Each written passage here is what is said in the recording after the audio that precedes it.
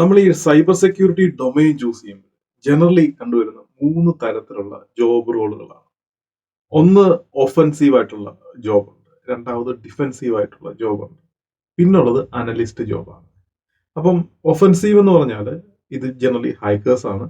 ഇവര് നമ്മളുടെ ഒഫൻസീവ് ടൂളുകൾ, അതായത് ഹാക്കിംഗ് ടൂൾസ് യൂസ് ചെയ്തിട്ട് നമ്മളുടെ ആ ഒരു ഇൻഫ്രാസ്ട്രക്ചറിനെ ഹാക്ക് ചെയ്യുന്നു, അല്ലെങ്കിൽ വൾണറബിലിറ്റി ഉണ്ടെങ്കിൽ അത് എക്സ്പ്ലോയിറ്റ് ചെയ്യുന്നു, അല്ലെങ്കിൽ ഒരു ഹാക്കിംഗ് അറ്റംപ്റ്റ് നടന്നാൽ എന്തൊക്കെ കാര്യങ്ങൾ ഡിസ്ക്ലോസ് ആവും, ഇങ്ങനെയുള്ള കാര്യങ്ങളെല്ലാം അവർ കണ്ടുപിടിച്ചിട്ട് റിപ്പോർട്ടുകൾ ക്രിയേറ്റ് ചെയ്തിട്ട് കമ്പനിയുടെ നെക്സ്റ്റ് ലെവലിലോട്ട് അത് അയക്കുന്നു. അതനുസരിച്ച് അവർ ആക്ഷൻ എടുക്കും. അതാണ് ഒഫൻസീവ്. ഡിഫെൻസീവ് എന്ന് പറഞ്ഞു കഴിഞ്ഞാൽ എങ്ങനെയാണ് നമ്മുടെ കമ്പനിയുടെ അസറ്റുകളെ സെക്യൂർ ആക്കുക എന്നുള്ളതാണ് ഡിഫെൻസീവ് സെക്യൂരിറ്റി നോക്കുന്നത്.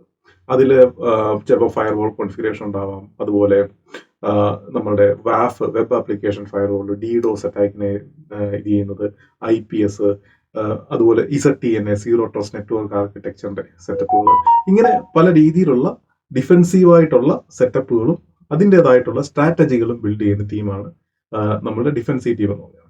പിന്നെയുള്ള അനലിസ്റ്റ് ആണ്. അനലിസ്റ്റുകൾ ജനറലി നമ്മുടെ നെറ്റ്വർക്കിൽ അല്ലെങ്കിൽ ഇൻഫ്രാസ്ട്രക്ചറിൽ എന്താണ് സംഭവിക്കുന്നത് എന്നുള്ളത് മോണിറ്റർ ചെയ്യുകയും അതനുസരിച്ച് എന്തൊരു അറ്റാക്ക് ഉണ്ടോ, അല്ലെങ്കിൽ അങ്ങനെയുള്ള കാര്യങ്ങൾ കണ്ടിന്യൂസ്ലി ഒരു അറ്റാക്ക് വരുന്നുണ്ടോ, അല്ലെങ്കിൽ ഏതെങ്കിലും അറ്റാക്കിന്റെ സിംറ്റംസ് ഉണ്ടോ, IOCs ഉണ്ടോ, അല്ലെങ്കിൽ അങ്ങനെയുള്ള കാര്യങ്ങൾ നോക്കിയിട്ട് അവർ അലേർട്ട് ചെയ്യുകയും വേണ്ട ടീമിനെ ഇൻവോൾവ് ചെയ്യുകയും ചെയ്യുന്ന ഒരു ടീമാണ് അനലിസ്റ്റുകൾ എന്ന് പറയുന്നത്.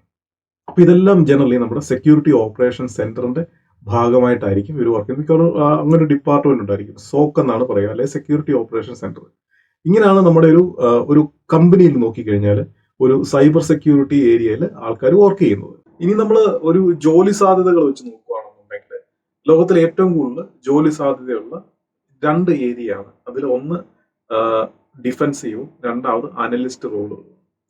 കാരണം ഇത് ഡിഫെൻസീവ് സൈഡിലാണ് ഏറ്റവും കൂടുതൽ ജോലി വരുന്നത്. കാരണം ഒത്തിരി ഓപ്പണിങ്സ് കൂടുതൽ കാണുന്നത് ഡിഫെൻസീവ് സൈഡാണ്. അനലിസ്റ്റ് സൈഡിലും നമ്മൾ ഒത്തിരി ഓപ്പണിങ്സ് കാണുന്നുണ്ട്. അതേസമയം ഒഫൻസീവ് സൈഡ് എന്ന് പറഞ്ഞാൽ നല്ല രീതിയിൽ എക്സ്പീരിയൻസ് ഉള്ള ആൾക്കാരെയാണ് ജനറലി ഒഫൻസീവ് എടുക്കുന്നത്. അതുകൊണ്ട് തന്നെ വലിയൊരു ഒഫൻസീവ് ടീമിന്റെ ആവശ്യം വരുന്നില്ല. കാരണം എപ്പോഴും ഒരു കമ്പനിയുടെ ഇൻഫ്രാസ്ട്രക്ചർ അറ്റാക്ക് ചെയ്തൊക്കെ ടെസ്റ്റ് ചെയ്യുകയോ ഒക്കെ ചെയ്യുന്നത് ഇന്റേണൽ ടീമും ഉണ്ടായിരിക്കും, അതുപോലെ തന്നെ തേർഡ് പാർട്ടി ടീമുകളും ഉണ്ടായിരിക്കും. അപ്പം ഇന്റേണൽ ടീമുകളെ വെച്ച് ഫസ്റ്റ് ലെവൽ ചെയ്യും, അത് കഴിഞ്ഞതിന് ശേഷം ഇതൊന്ന് കൺഫേം ചെയ്യാൻ തേർഡ് പാർട്ടി ടീമിനെ വെച്ച് ചെയ്യിപ്പിക്കും. അപ്പൊ അതുകൊണ്ട് തന്നെ എല്ലാ കമ്പനികളും ഒരു വലിയൊരു ടീമിനെ എപ്പോഴും മെയിൻറ്റെയിൻ ചെയ്യത്തില്ല, അതിൽ കുറച്ച് പേര് മാത്രമേ കാണത്തുള്ളൂ.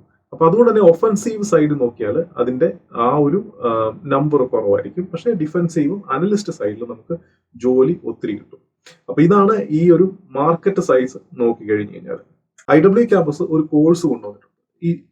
ഇതിന്റെ പ്രത്യേകത എന്താ വെച്ച് കഴിഞ്ഞാൽ ഇത് ഡിഫെൻസീവ് സൈഡിലുള്ള കോഴ്സാണ്. നമ്മൾ സാധാരണ മാർക്കറ്റിൽ കാണുന്നതല്ല, ഒഫൻസീവ് സൈഡാണ്. അല്ലെ ഹാക്കിങ്, എത്തിക്കൽ ഹാക്കിങ്, അല്ലെങ്കിൽ അങ്ങനെയുള്ള കാര്യങ്ങളാണ് കൂടുതലും നമ്മൾ മാർക്കറ്റിൽ കാണുന്നത്. ഇത് ഡിഫെൻസീവ് സൈഡിലുള്ള ഒരു കോഴ്സാണ് നമ്മൾ ഇൻട്രൊഡ്യൂസ് ചെയ്യുന്നത്. ഇതിന്റെ പ്രത്യേകത എന്താണെന്ന് വെച്ച് കഴിഞ്ഞാൽ, ഒന്ന് സൈബർ സെക്യൂരിറ്റി സ്റ്റാർട്ട് ചെയ്യുന്ന അല്ലെങ്കിൽ സൈബർ സെക്യൂരിറ്റിയോട്ട് മാറാൻ താല്പര്യമുള്ള ആൾക്കാർക്ക് വേണ്ടിയിട്ട് വളരെ ബേസിക് ആയിട്ട്, എന്ന് വെച്ചാൽ ഒരു ബേസിക് ഇൻഫ്രാസ്ട്രക്ചറിനെ പറ്റി ഐഡിയ ഉണ്ടായിരിക്കണം. അവർക്ക് ബേസിക്കലി സൈബർ സെക്യൂരിറ്റിയിലോട്ട് സ്വിച്ച് ഓവർ ചെയ്യാൻ പറ്റുന്ന രീതിയിലാണ് ഈ കോഴ്സ് ഡെവലപ്പ് ചെയ്തേക്കുന്നത്. വെച്ചാൽ കരിക്കുലം അങ്ങനെയാണ് സെറ്റപ്പ് ചെയ്തേക്കുന്നത്. ഇത് കൂടാതെ തന്നെ നമുക്ക് ക്ലൗഡ് സെക്യൂരിറ്റിയിലും ഒരു കോഴ്സ് ഉണ്ട്. അപ്പം ഇത് രണ്ടും ഓൺലൈൻ ആണ്, അതുപോലെ ലൈവ് സെഷൻ ആണ്. നമുക്ക് റെക്കോർഡ് സെഷൻ, നമ്മൾ മറ്റുള്ള കോഴ്സ് പോലെ റെക്കോർഡ് സെഷൻസ് ഇല്ല, നിലവിൽ അത് ലൈവ് സെഷൻ ആണ്. അപ്പൊ ഈ കോഴ്സുകളിൽ ജോയിൻ ചെയ്യാൻ താല്പര്യമുള്ളവർക്ക് നമ്മുടെ വെബ്സൈറ്റ് വിസിറ്റ് ചെയ്യാം, അല്ലെങ്കിൽ നമ്മുടെ താഴെയുള്ള നമ്പറിൽ കോൺടാക്ട് ചെയ്ത് കഴിഞ്ഞാൽ അതിന്റെ കംപ്ലീറ്റ് ഡീറ്റെയിൽസ് കിട്ടും.